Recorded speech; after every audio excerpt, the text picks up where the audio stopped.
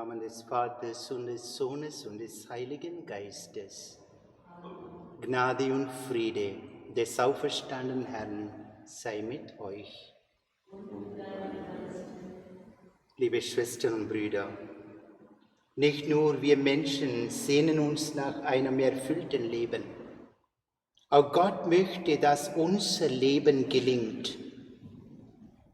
In einem Gespräch mit seinen Jüngern, das uns im heutigen Evangelium wiedergegeben wird, zeigt Jesus den Weg auf, den wir einschlagen sollen, um zu erfülltem Leben zu gelangen.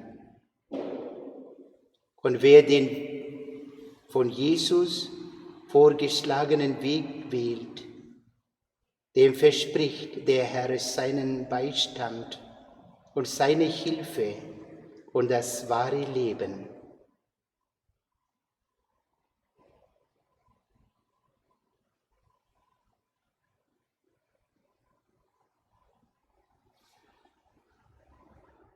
Ich bekenne Gott, dem Allmächtigen, und allen Brüdern und Schwestern, dass sie Gutes unterlassen und Böses getan habe.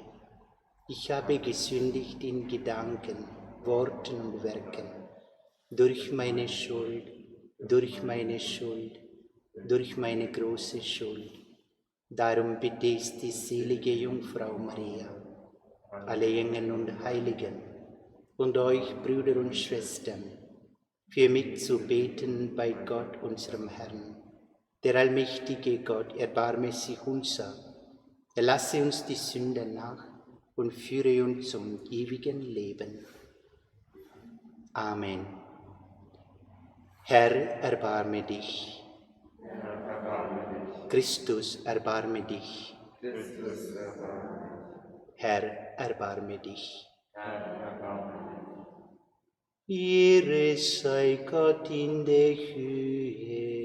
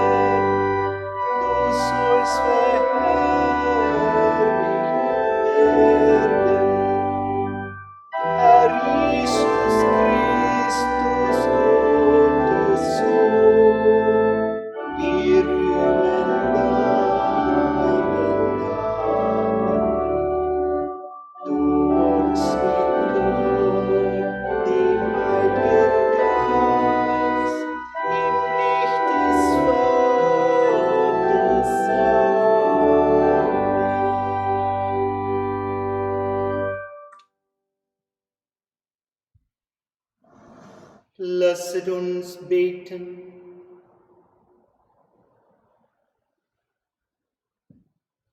Gott, unser Vater, du hast uns durch deinen Sohn erlöst und als deine geliebten Kinder angenommen. Sieh voll Güte auf alle, die an Christus glauben, und schenke ihnen die wahre Freiheit und das ewige Erbe.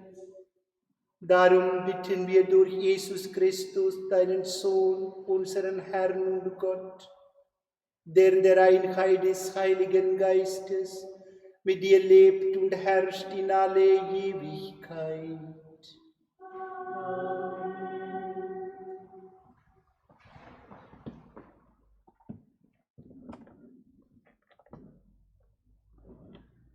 Sie wählten 7 Männer von gutem Ruf und voll Geist und Weisheit. Lesung aus der Apostelgeschichte. In diesen Tagen, als die Zahl der Jünger zunahm, begehrten die Hellenisten gegen die Hebräer auf, weil ihre Witwen bei der täglichen Versorgung übersehen wurden. Da riefen die 12 die ganze Schar der Jünger zusammen und erklärten: Es ist nicht recht, dass wir das Wort Gottes vernachlässigen und den Dienst an den Tischen widmen. Brüder, wählt aus eurer Mitte 7 Männer von gutem Ruf und voll Geist und Weisheit. Ihnen werden wir diese Aufgabe übertragen. Wir aber wollen beim Gebet und beim Dienst an Bord bleiben. Der Vorschlag fand den Beifall der ganzen Gemeinde. Und sie wählten Stephanus, einen Mann erfüllt vom Glauben und vom Heiligen Geist, ferner Philippus und Prochorus, Nikanor und Timon, Parmenas und Nikolaus, einen Proselyten aus Antiochia. Sie ließen sie vor die Apostel hintreten, und diese beteten und legten ihnen die Hände auf. Und das Wort Gottes breitete sich aus, und die Zahl der Jünger in Jerusalem wurde immer größer. Auch eine Anzahl von den Priestern nahm gehorsam den Glauben an. Wort des lebendigen Gottes. Dank sei Gott.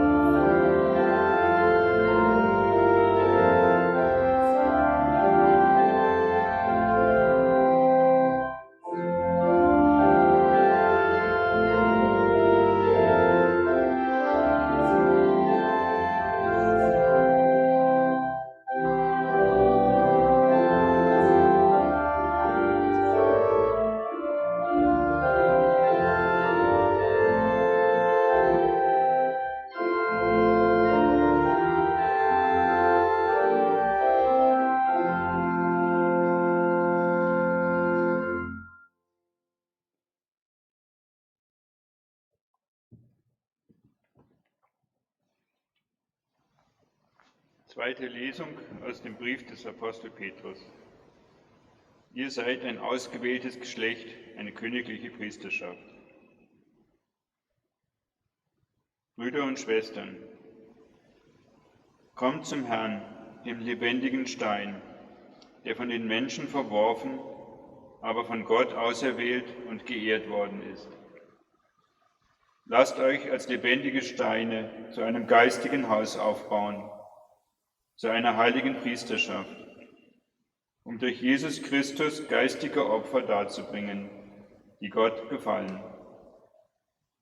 Denn es heißt in der Schrift: Seht her, ich lege in Zion einen auserwählten Stein, einen Eckstein, den ich in Ehren halte. Wer an ihn glaubt, der geht nicht zugrunde.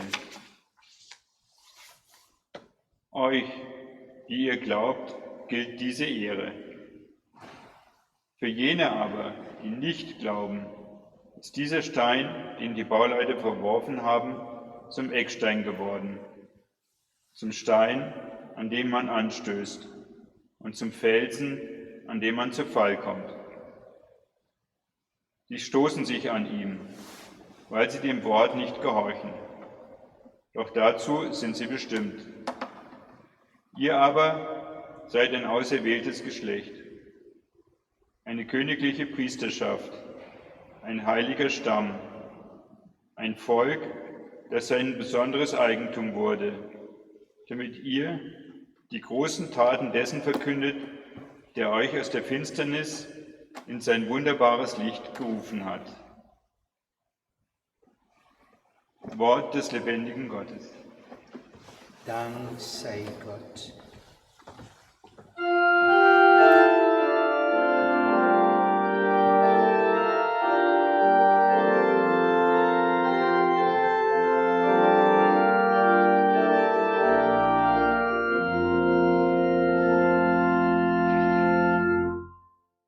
Halleluja, Halleluja, Halleluja.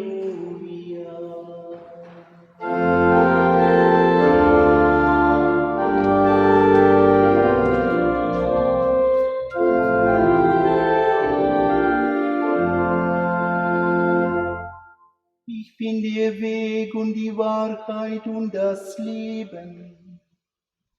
Niemand kommt zum Vater außer durch mich.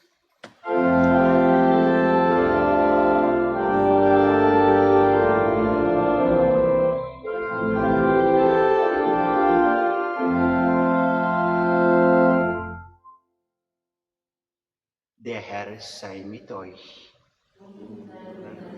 Aus dem heiligen Evangelium nach Johannes.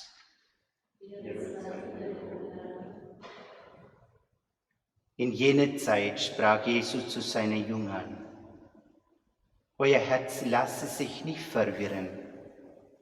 Glaubt an Gott und glaubt an mich. Im Haus meines Vaters gibt es viele Wohnungen. Wenn es nicht so wäre, hätte ich euch dann gesagt, ich gehe, um einen Platz für euch vorzubereiten.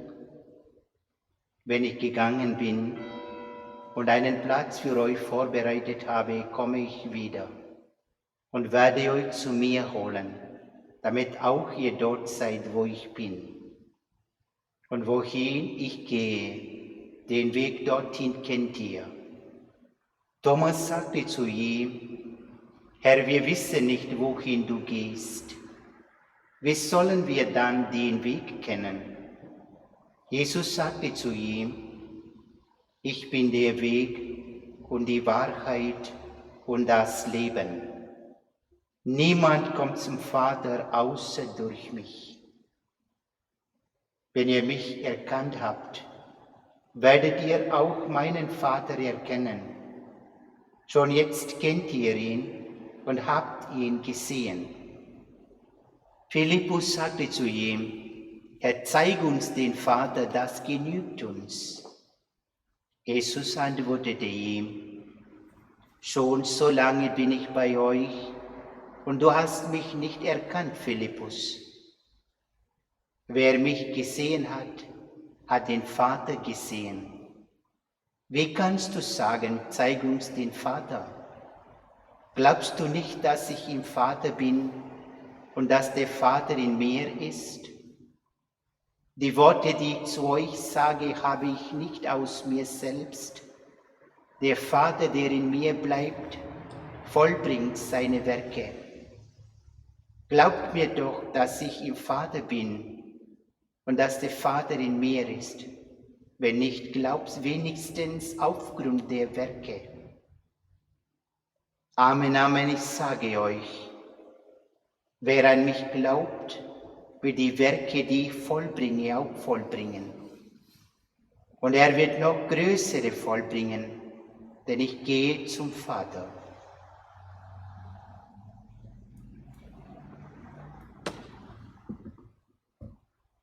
Evangelium unseres Herrn Jesus Christus.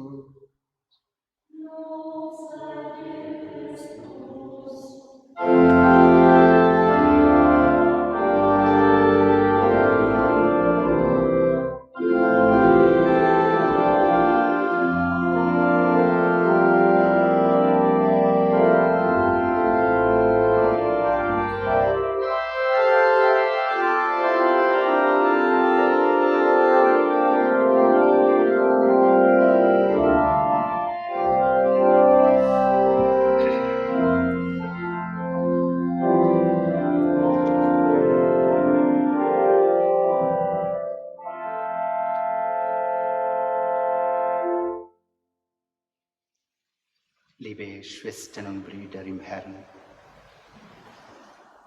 Das heutige Evangelium ist ein Ausschnitt aus dem sogenannten Abschiedsreden Jesu.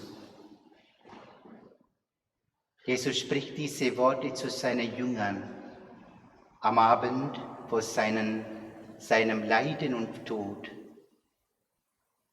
und bereitet seine Jünger auf seinen Tod und die Zeit nach seiner Auferstehung vor.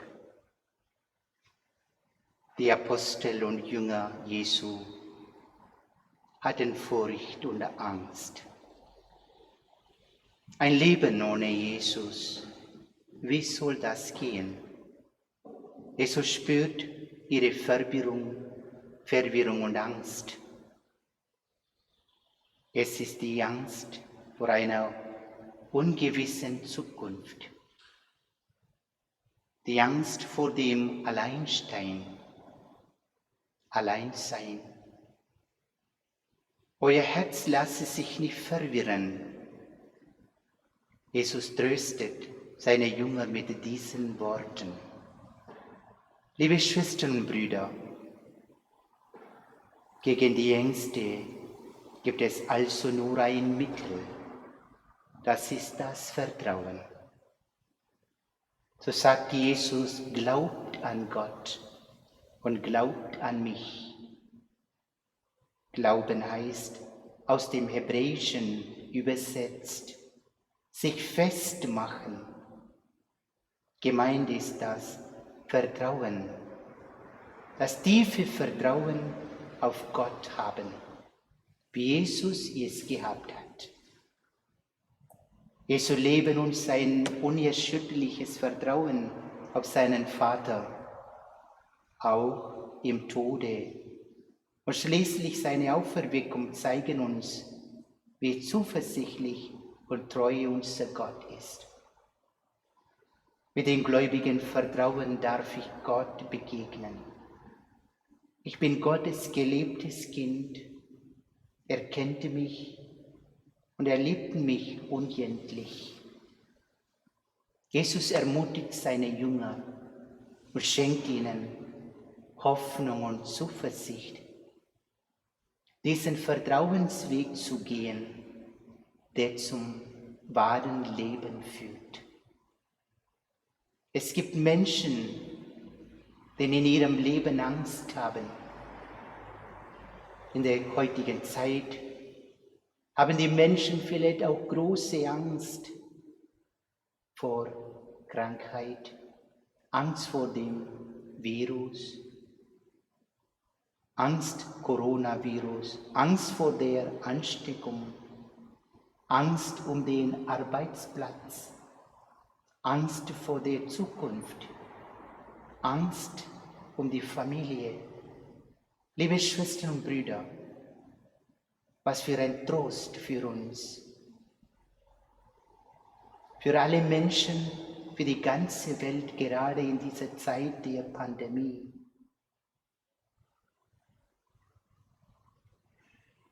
Sind nicht die Worte Jesu lebenspendend und ermutigend? Ist das nicht ein Wort, das trägt und das Halt gibt in unserer Hilflosigkeit, in unserer Unsicherheit, Angst und Furcht? Sagt Jesu zu uns heute, euer Herz lasse sich nicht verwirren. Hab Vertrauen, mein Kind. Jesus will, dass unser Herz ruhig ist, voll Frieden, ohne Angst und Verwirrung. Die große Mystikerin und Kirchenlehrerin Teresa von Avila hat sich diese Botschaft sehr zu Herzen genommen. Tag ein, Tag aus trug sie ein Blatt Papier bei sich, das man nach ihrem Tod bei ihr gefunden hat. Darauf stand: Nichts soll dich ängstigen, nichts dich erschrecken, alle geht vorüber, Gott allein bleibt derselbe. Alles erreichte der Geduldige, und wer Gott hat, der hat alles. Gott allein genügt. Wir beten heute: Jesus, ich danke dir für deine Worte der Hoffnung, der Kraft und des Friedens. Ich weiß, dass ich dir vertrauen darf, dass ich ein klares Ziel habe und in Ewigkeit mit dir sein werde, sogar es schon mit dir sein darf. Lass mich nicht verirrt sein, sondern dir den Weg der Wahrheit und dem Leben nachfolgen. Ich gebe dir mein unruhiges Herz. Mach du es ruhig. Amen.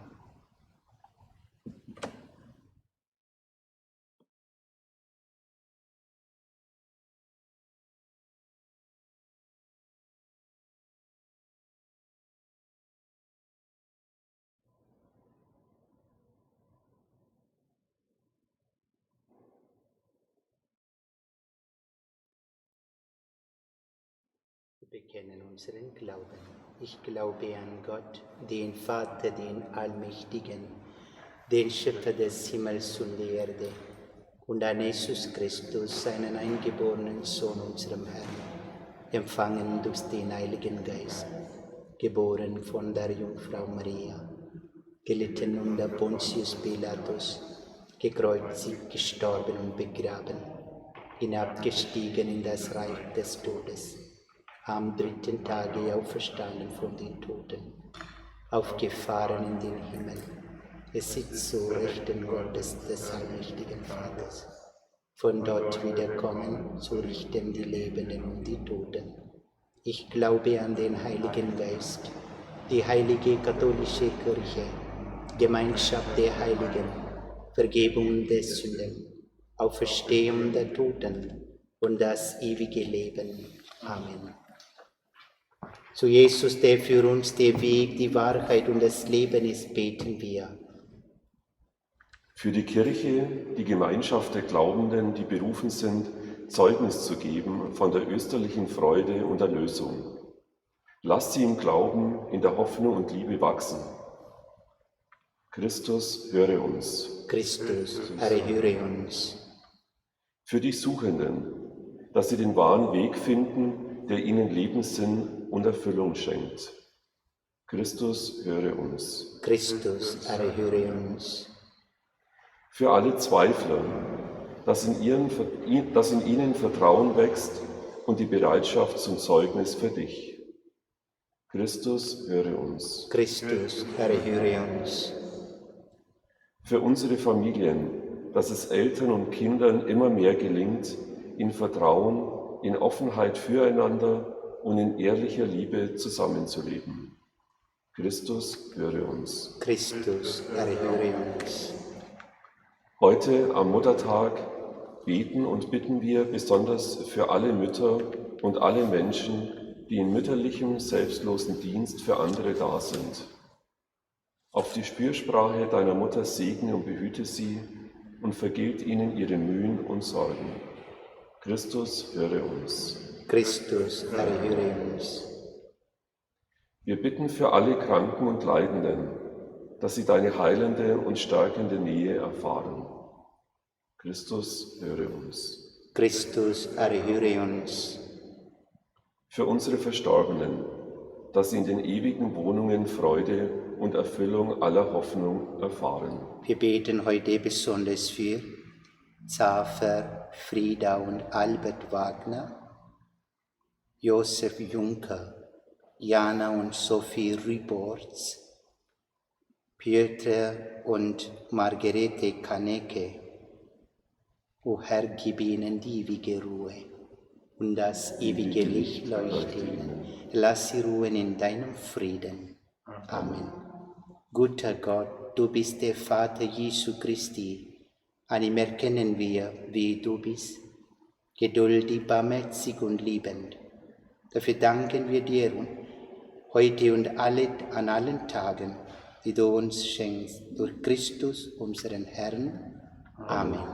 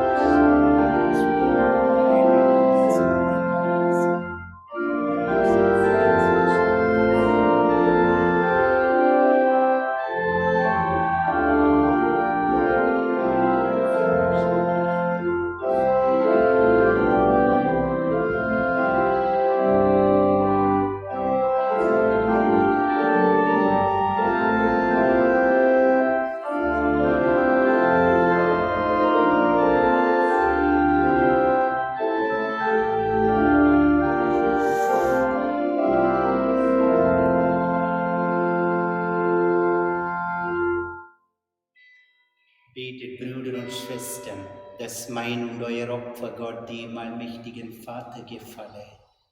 Der Herr nimmt das Opfer aus seinen Händen und du seines Namens ist die für uns und seine ganze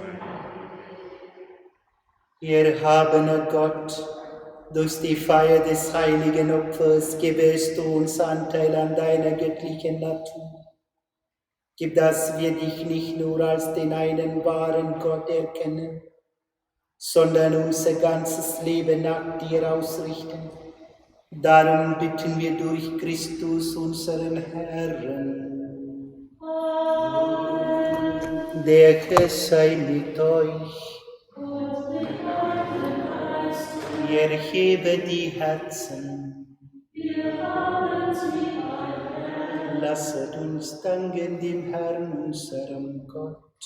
Das ist würdig und recht. Wir danken dir, Vater im Himmel, und rühmen dich durch unseren Herrn Jesus Christus. Durch ihn stehen die Kinder des Lichtes zum ewigen Leben. Durch ihn wird den Gläubigen das Tor des himmlischen Reiches geöffnet. Denn unser Tod ist durch seinen Tod überwunden. In seiner Auferstehung ist das Leben für alle erstanden.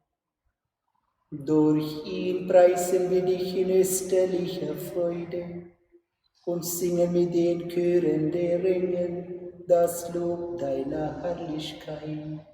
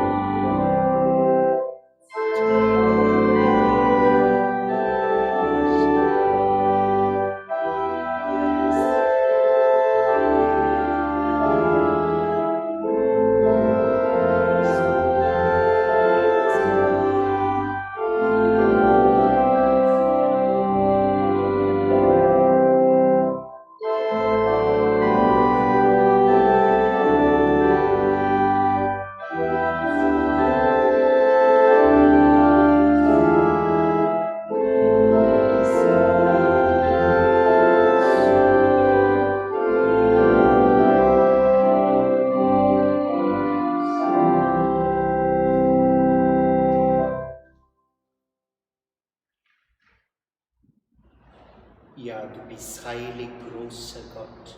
Du bist der Quell aller Heiligkeit.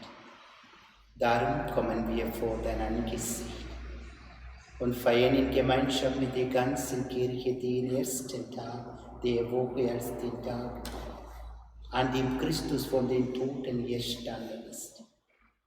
Durch ihn, den du zu deiner Rechten erhöht hast, bitten wir dich. Sende deinen Geist auf diese Gaben herab und heilige sie, damit sie uns werden, Leib und Blut deines Sohnes, unseres Herrn Jesus Christus.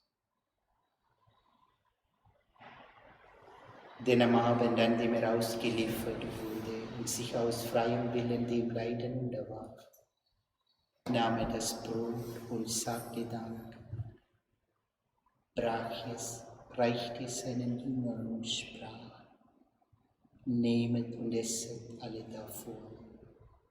Das ist mein Leib, der für euch gegeben wird.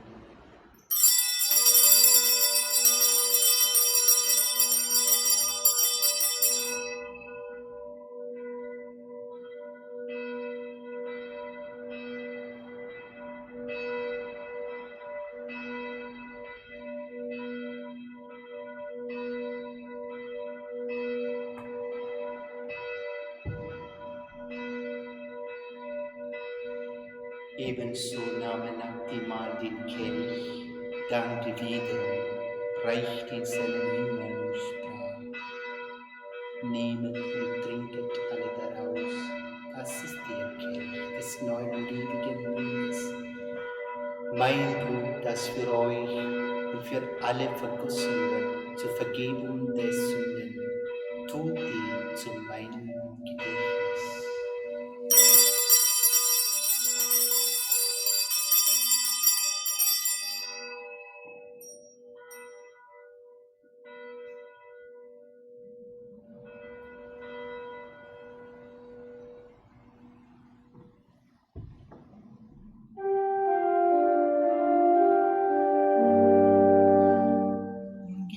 Geheimnis des Glaubens.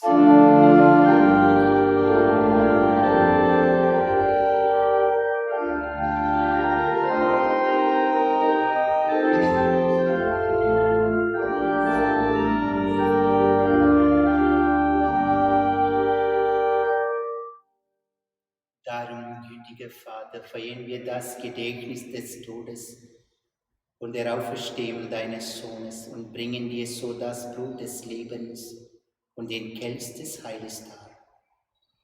Wir danken dir, dass du uns berufen hast, vor dir zu stehen und dir zu dienen. Wir bitten dich, schenke uns Anteil an Christi Leib und Blut. Lass uns eins werden durch den Heiligen Geist. Gedenke deiner Kirche auf der ganzen Erde und vollende dein Volk in der Liebe. Vereine mit unserem Papst Franziskus, unserem apostolischen Administrator Bertram, mit allen Bischöfen, unseren Priestern und Diakonen, mit allen, die zum Dienst in der Kirche bestellt sind. Gedenke unserer Brüder und Schwestern, die entschlafen sind in der Hoffnung, dass sie auferstehen. Nimm sie und alle, die in deiner Gnade auf dieser Welt geschieden sind, in dein Reich auf, wo sie dich schauen von Angesicht zu Angesicht. Vater, erbarme dich über uns alle, damit uns das ewige Leben zuteil wird, in der Gemeinschaft mit der seligen Jungfrau und Gottesmutter Maria, mit dem seligen Josef, ihrem Bräutigam, mit deinen Aposteln und mit allen, die bei dir Gnade gefunden haben von Anbeginn der Welt, dass wir dich loben und preisen durch deinen Sohn Jesus Christus.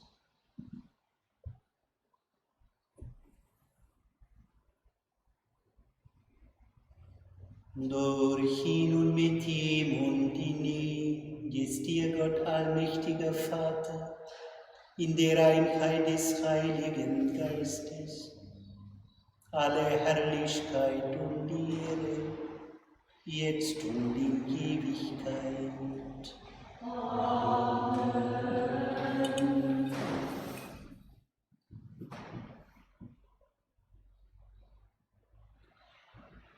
Wir heißen Kinder Gottes und sind es, darum beten wir voll Vertrauen. Vater unser im Himmel, geheiligt werde dein Name, dein Reich komme, dein Wille geschehe, wie im Himmel so auf Erden. Unser tägliches Brot gib uns heute und vergib uns unsere Schuld, wie auch wir vergeben unseren Schuldigen. Und führe uns nicht in Versuchung, sondern erlöse uns von dem Bösen. Erlöse uns, Herr allmächtiger Vater, von allem Bösen und gib Frieden in unseren Tagen.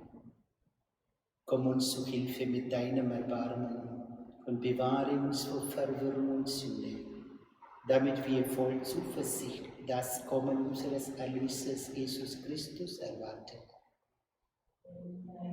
Das Reich und die Kraft und die Herrlichkeit in Ewigkeit. Amen. Am Ostertag trat Jesus in die Mitte seiner Jünger und sprach den Friedensgruß. Deshalb bitten wir, Herr Jesus Christus, du Sieger über Sünde und Tod. Schau nicht auf unsere Sünden, sondern auf den Glauben deiner Kirche und schenke ihr nach deinem Willen Einheit und Frieden. Friede des Herrn sei alle Zeit mit euch. Gebt den anderen Zeichen des Friedens und der Versöhnung.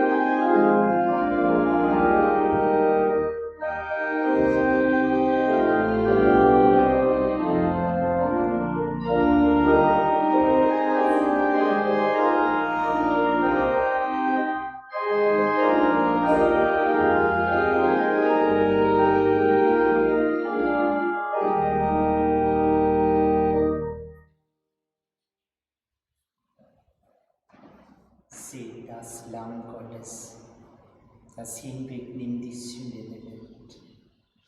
Herr, ich bin nicht würdig, dass du eingehst unter mein Dach, aber sprich nur ein Wort, so wird meine Seele gesund. So spricht der Herr. Ich bin der Weg und die Wahrheit und das Ziel.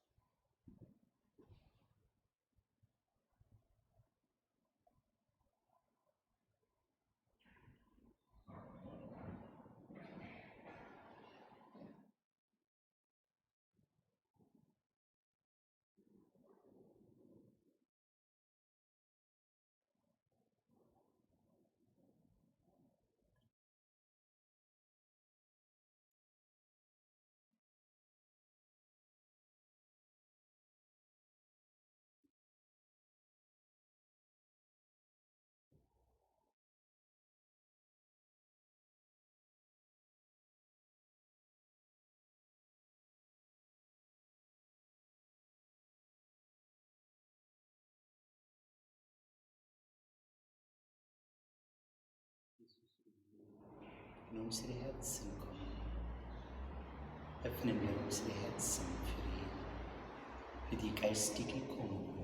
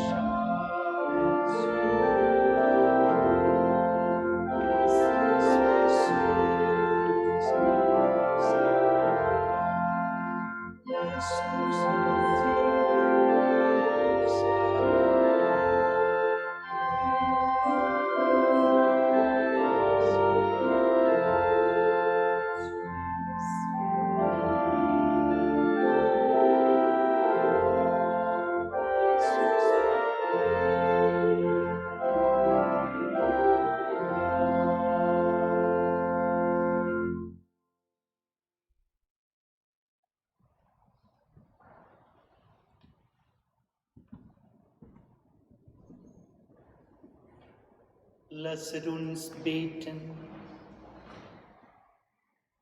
Barmherziger Gott, höre unser Gebet. Du hast uns im Sakrament das Brot des Himmels gegeben, damit wir an Leib und Seele gesunden. Gib, dass wir die Gewohnheiten des alten Menschen ablegen und als neue Menschen leben. Darum bitten wir durch Christus, unseren Herrn.